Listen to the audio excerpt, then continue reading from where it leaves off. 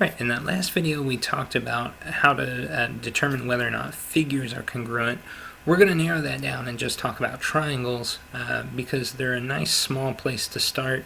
There's obviously not as many sides. That's the smallest number of sides you can have in a figure, so it's a good starting place. And just to recap, what we said is that if two figures are congruent, the measure of every corresponding side and every corresponding angle must be equal. So in the case of a triangle, that gives us 6 different things that we have to prove are congruent. We would have to prove that all 3 angles are congruent in both triangles and that all 3 sides are congruent. And remember, when I say prove, that means we're talking about something like a 2-column proof.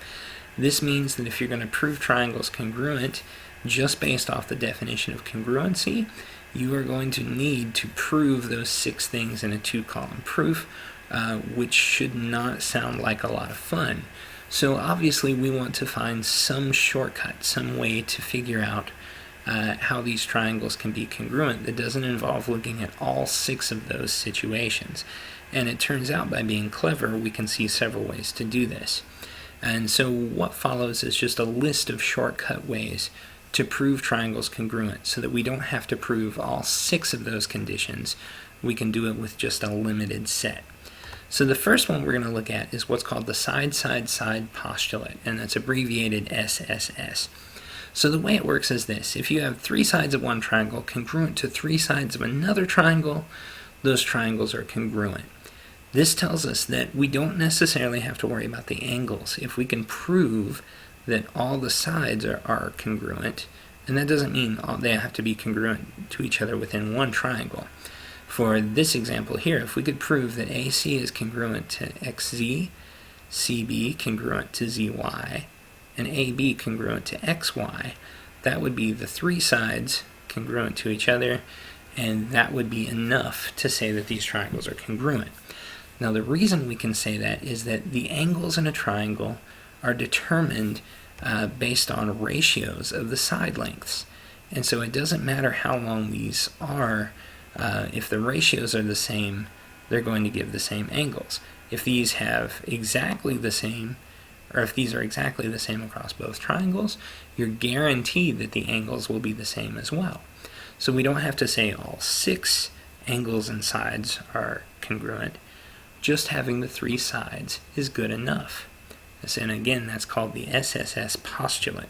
Postulate means it can't be proven, but we just sort of know that it's the case. Alright, another one is called the side-angle-side postulate, or SAS. Now it's really important to keep this in order, that it is SAS, and here's why. We're looking at 2 sides in the included angle of one triangle congruent to 2 sides in the included angle in another. So let's look at a specific example here. Let's say I had AC congruent to XZ. That's one side. And I had CB congruent to ZY. That's another side. So I have these 2 sides that are congruent across both triangles. The included angle is the angle that's sandwiched in between those 2 sides. So it has to be in order: side, angle, side, and then side, angle, side on the other triangle. If we have that situation, we can say that they're congruent without having to worry about any of the other sides or angles or anything else. As long as we have a side, an included angle, and another side congruent to each other across these 2, then we can say the triangles are congruent. And again, that's called the SAS postulate. Alright, next up we have what sort of feels like a reverse of that, what's called the angle-side-angle postulate. So what this tells us is that if we have 2 angles, so let's say C is congruent to Z, A is congruent to X, and the side in between them congruent as well. So we have an angle, a side, and another angle, and that side is sandwiched in between them, just like it is written up here, ASA. If we have that situation, the triangles are going to be congruent. So again, notice in all of these shortcuts that all we really need are 3 things, and it has to be specific things, but if we have those 3 things, we can say that the triangles are congruent. So in this case, we need an angle, an included side, and another angle. Alright, this one is a little bit different. Notice that all of these have been postulates up until this one. This one, which is called angle, angle, side, tells us that if we have any two angles and a side that's not included, congruent across both. So let's say we had A is congruent to X, C is congruent to Z, rather, and then we had AB congruent to XY. Well, notice that segment isn't in between the angles. That's okay, we can still say that these are congruent. The side does not have to be included between the two angles. So this is called angle, angle, side, and this one can be proven. It's a theorem. And the way it works is this. If you remember this, great. If not, it's not that big a deal. But the way that it works is this. If we know that two angles are congruent on the triangles, then that third one must be as well. This is called the third angle postulate. And so if that third angle is also congruent, then wherever that side is, it's going to be included between two of those angles. So no matter what, if we have AAS, we can always go back and use ASA to prove these congruent. So again, here we'll have an angle, another angle, and then a side that's not in between those two angles. Alright, the final shortcut we're going to look at is called the hypotenuse leg theorem.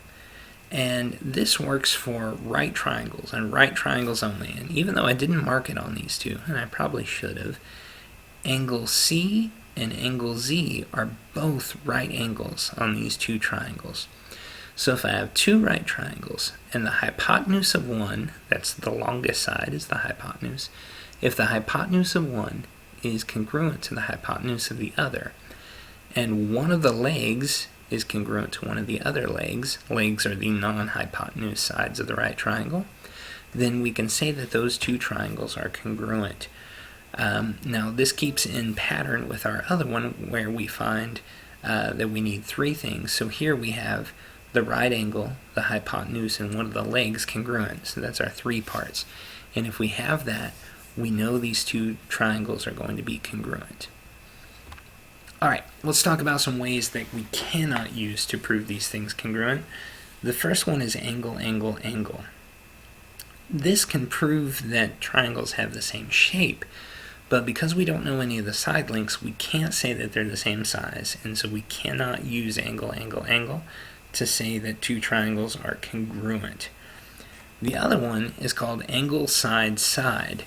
So that's when you have two sides congruent and an angle that's not in between them. I'll let you work out what the abbreviation for that would be on your own. This doesn't work, period. It turns out that if you know these congruencies, two sides and a non-included angle for two triangles, that's not enough to specify one particular triangle. It could be that you have two different triangles that would work with those measurements, or it could be that it doesn't form a triangle at all. But the moral of the story is that it's just not enough to prove that the triangles are congruent. Don't use angle side side. It will make an angle side side out of you. Some tricks that you'll see as far as the types of problems that are involved or the kinds of situations you'll see. If two triangles share a side, that side is congruent to itself by the reflexive property. And so anytime you see triangles sharing a side, that side's going to be congruent across the two, so that gives you something to work with. Also with angles, be on the lookout for some complicated ways to prove angles congruent. For instance, supplementary and complementary relationships. If you have two angles that are either supplementary or complementary to a third angle, they're going to be congruent to each other. Also watch for vertical angles, those are always going to be congruent. And then our angle relationships from parallel lines. That is, if you have parallel lines cut by a transversal, you know that alternate interior angles are congruent, alternate exterior angles are congruent, corresponding angles are congruent, and then you have all the supplementary relationships there as well. So keep those in the back of your mind and be ready for some proofs.